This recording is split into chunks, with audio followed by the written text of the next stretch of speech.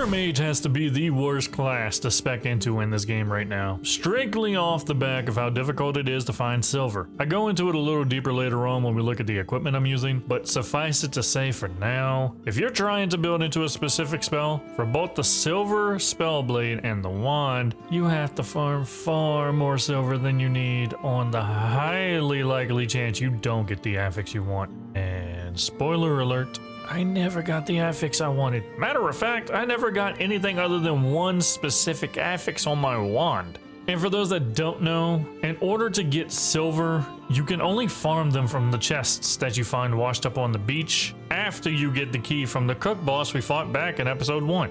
Whereas you can use cloth and silk to exchange them into ore in the spell forge, you don't have that option for silver when we have grimhide and or leather sitting around. So I ran into two issues with this. One, this game tends to not refresh drops over a long period of time. As a matter of fact, the game hasn't refreshed loot drops for me since the last episode I recorded over a week ago, which leads into issue number 2. In order to work around this, I had to go to my rogue's world just to rip off the silver I had stored up during that playthrough. And side note, the training you're watching here is me actually in my rogue's world trying to get to level 30 because the snow islands in my main world still haven't respawned. So at the moment, if you want to build Mage into a specific affix build, you'll have to use multiple worlds and hop between them just to gather the silver that you need. And it's because of these issues and one other that I had to change gears on what spell I use. I managed to find Void Orb finally and boost my Flame Shield absorption through the roof, which kind of got me thinking.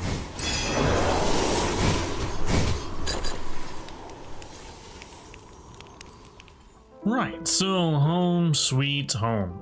Before we head off to find the boss, I do want to talk about a couple of things with the Mage. One of the reasons why I changed Ice Storm, and that primarily has to do with my equipment.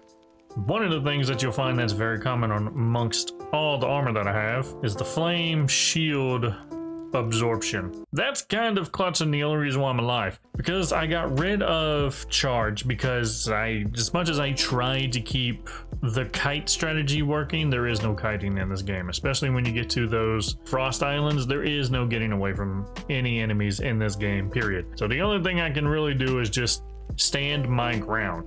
And the best way I can do that if I'm not going to be using the electric charge or whatever that move is, because I used it for a while, is actually Ice Storm. The one thing I really didn't want to do, as you were seeing as I was fighting all those enemies while I was leveling up, the idea is it's more of I set this down on top of me wherever I get attacked melee wise, then back up, dragging everybody else into the storm, then hitting E with Void Orb to push all the melee people that followed me through back into the storm. And by then they will have taken enough Ice Storm ticks to where they would freeze over, and then I just keep laying this on top of them and freezing them in place and lightning them as much as I can. But in order for me to be able to do that, I need Flame Shield, because I have no health. I have no way of sustaining any kind of close range fight, period. So Flame Shield is going to be a must for any mage you run until they come up with a better way of kiting or just other spells that you can use.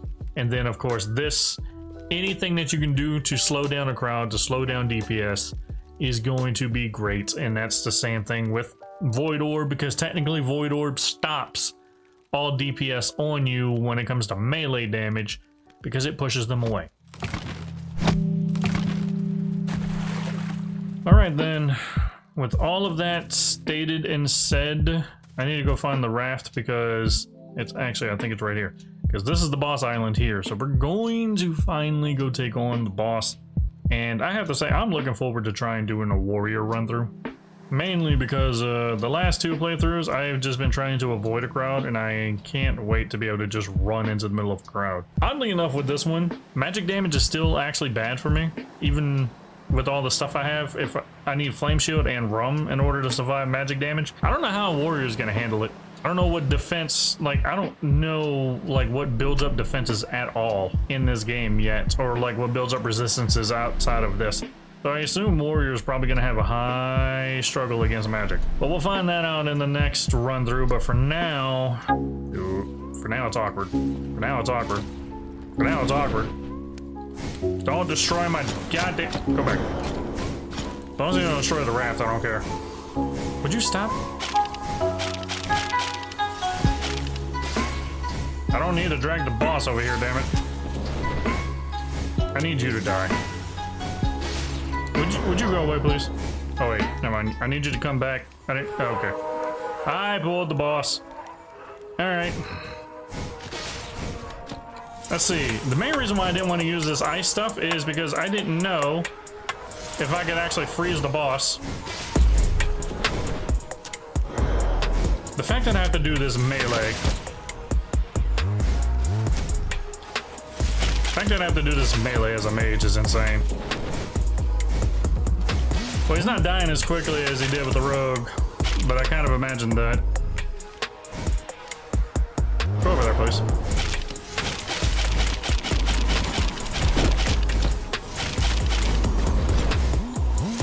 Yeah, as long as I stay in the ice storm, I do well on everything else. Over there, please. Though, yeah, ice storm is what I thought. It doesn't do anything to the boss. Outside of just the constant tick damage. Go away.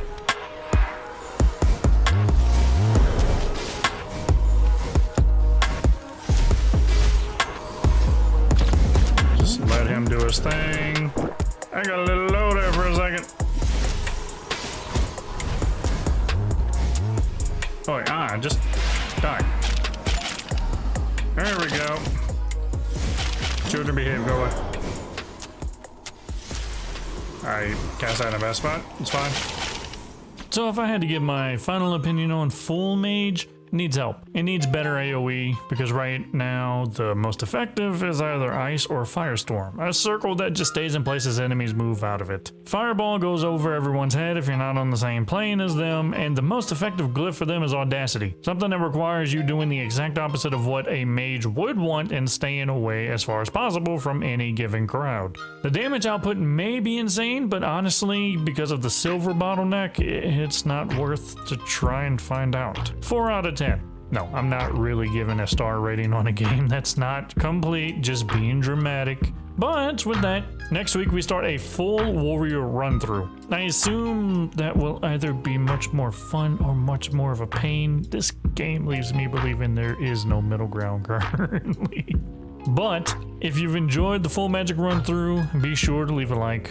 Also, subscribe for the warrior run. I am aiming for 10k subs for 2026, and I'm trying to get a jump start by aiming for 2k subs before the year is out. And as always, I shall see you all in the next one.